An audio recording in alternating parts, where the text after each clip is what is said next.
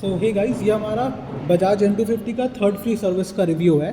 सो इस वीडियो में हम लोग बात करेंगे कि कितना चार्जेस आया, क्या क्या सर्विस हुआ, क्या प्रॉब्लम्स फेस हुआ। सो यहाँ टेक्निकली ये थर्ड फ्री सर्विस मेरा 9500 के अराउंड किलोमीटर पे होना है। और मेरी बाइक में अभी करंटली आपको मैं दिखा देता हूँ, मैंने बाइक को अभी करंटली चला लिया है। आप देख सकते हैं यहाँ पे 9020 किलोमीटर चल चुका है बाइक। तो बजाज के अकॉर्डिंग मुझे इस टाइम पर सर्विस करवाना था, तो मैंने करा लिया था, एज 1 ईयर हो गया है। सो इस रिव्यू में हम लोग बात करेंगे कि यहाँ पे मेरे बाइक में जो चेंजेस आई थी वो ये था कि मैंने बस क्लच वायर चेंज किया है। आज मेरा क्लच वायर काफ़ी हार्ड हो गया था और एक पॉइंट पे ब्रेक भी कर गया था, तो बजाज की रिकमेंडेशन के अकॉर्डिंग मैंने क्लच वायर चेंज कर लिया। क्लच वायर चेंज हुआ और अब जब मैं सर्विस कराने गया तो मुझे जो कॉस्टिंग आया था उसका तो अप्रॉक्सीमेटली मैं बिल डाल दूंगा। और मैंने ऑयल चेंज नहीं किया है, मैं ऑयल प्रेफर करता हूँ मोतुल का 7100 को, और बाकी कोई एक्स्ट्रा कुछ नहीं किया है मैंने इसमें। बस एक ही काम हुआ है, वो है उन्होंने ब्रेक पैड को सैंड किया था और वापस इंस्टॉल किया था, और उन्होंने बस क्लच वायर चेंज किया है। ना ब्रेक ऑयल चेंज हुआ है, ना सस्पेंशन ऑयल चेंज हुआ है, कुछ भी नहीं हुआ है। सो बिफोर सर्विस मुझे कुछ इश्यूज़ आ रही थी, वो इश्यूज़ इस चीज़ के रिगार्डिंग थी कि यहाँ पर आप सस्पेंशन में ये जो ट्रैवल है, ये ट्रैवल एक्चुअली अभी यहाँ तक है जहाँ मैंने आपको, मैं एक बार काफ़ी क्लियरली ये दिखा देता हूँ कि ये देखिए यहाँ पर ये जो ट्रैवल है सस्पेंशन का वो यहाँ से यहाँ तक है, और सस्पेंशन का जो सीटिंग है वो इस पोजीशन पे है।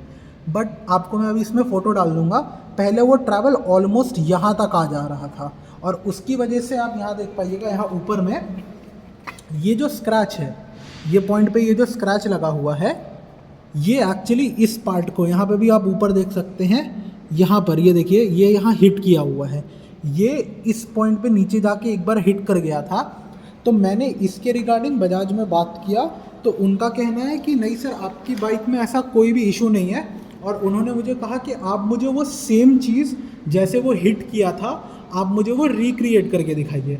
सो मेरे लिए वो करना पॉसिबल नहीं था, तो मैंने बजाज को ये बात बोला कि सर मैं वो तो कर नहीं पाऊँगा, बट जो प्रॉब्लम है उसको तो आप फिजिकली देख सकते हैं कि एक डैमेज आया हुआ है।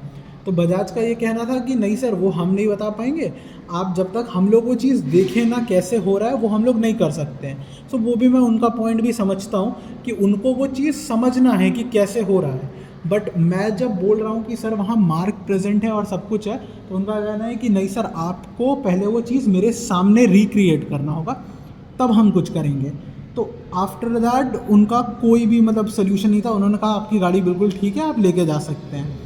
बट मैंने जब थर्ड पार्टी से इस सेम बाइक को मैं उनके पास गया और उन्होंने सस्पेंशन फोर्क को एम्प्टी किया, तो उसके अंदर से राइट साइड में के फॉर्क में से बस 300 ml ऑफ ऑयल निकला, और लेफ़्ट साइड के फॉर्क में से 250 ml ऑयल निकला।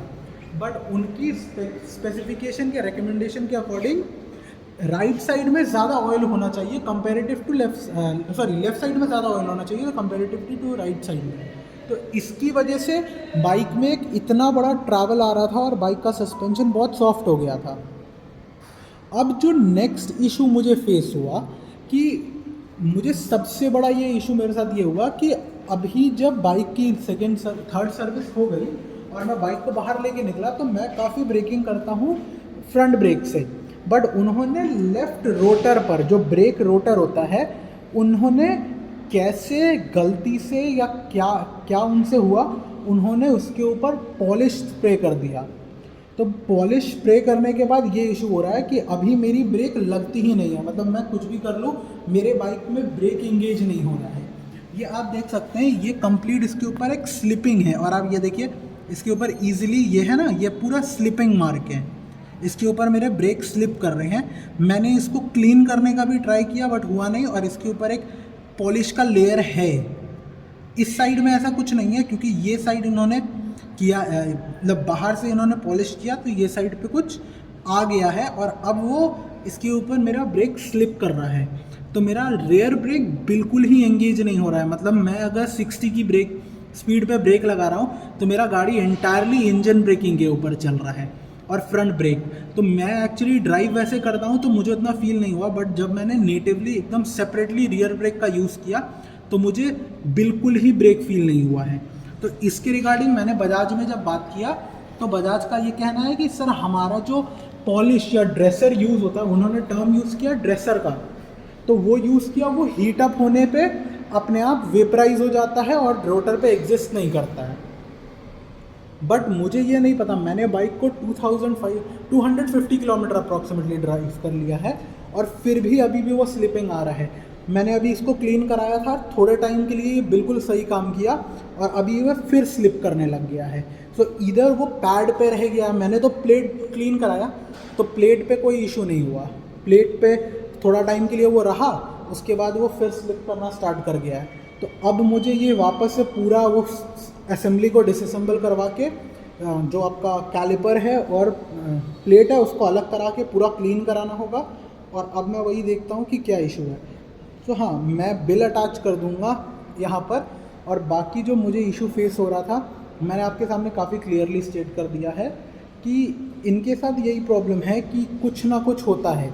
जैसे मैं फर्स्ट सर्विस पे अगर बात करूं तो आप फ्रंट साइड में आइए, तो आपको मैं यहाँ फ्रंट साइड में बताता हूँ।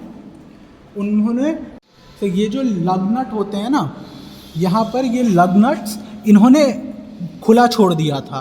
तो ये लग नट्स खुला होने की वजह से जब मैं बाइक को एक बार मैंने बाइक ड्राइव किया था, बट लकीली मैं उस दिन कहीं दूर नहीं गया था और मैं बस आसपास घूम रहा था।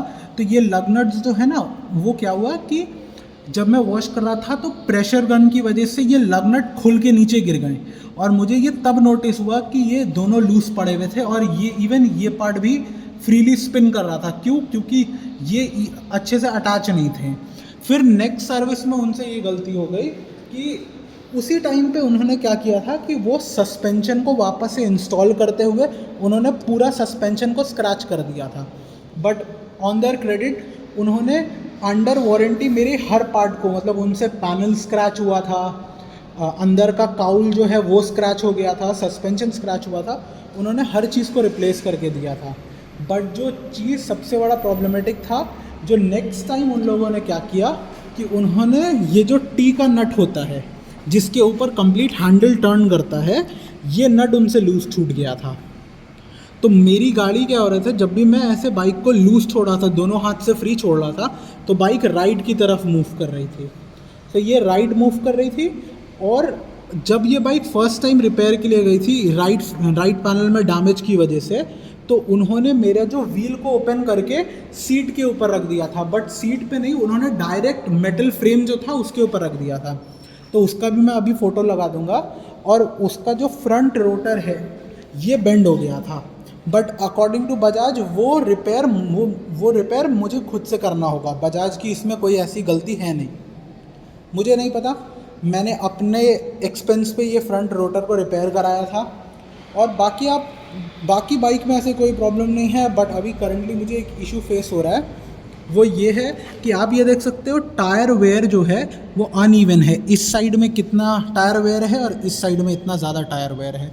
अब ये चीज़ के रिगार्डिंग मुझे जाके उनसे बात करनी है कि ऐसा ऐसा हो क्यों रहा है, इधर ये सस्पेंशन के रिलेटेड इशू है या कुछ और प्रॉब्लम है। बट हाँ, आपको मैंने ये कंप्लीट रिव्यू बता दिया थर्ड फ्री सर्विस के बाद कि मुझे क्या क्या इशू फेस हुए। और ऑब्वियसली ये मैं नहीं बोल रहा हूँ कि ये हर जगह होगा, ये मेरे साथ हुआ है तो हर के साथ होता होगा, बट काफ़ी ये कॉमन ट्रेंड रहा है कि उनसे कुछ ना कुछ गलती, मेरे केस में हर बार कुछ ना कुछ गलती हो जाती है। क्योंकि ये थर्ड टाइम है तो मैं ये वीडियो में काफ़ी क्लियरली बोल रहा हूँ कि हाँ, उन्होंने नट लूज छोड़ दिया, अभी रोटर पे है। क्योंकि अभी मैं जिस बाइक ड्राइव किया हूँ फॉर द टाइम बिंग बिल्कुल ही वो हो रहा था, ब्रेक लग रहा था, रियर ब्रेक, बट अभी करंटली ब्रेक वापस से स्लिप होना स्टार्ट हो गया है। So thank you for watching. अगर आपको अच्छा लगा हो तो हमारे चैनल को ज़रूर सब्सक्राइब कीजिएगा।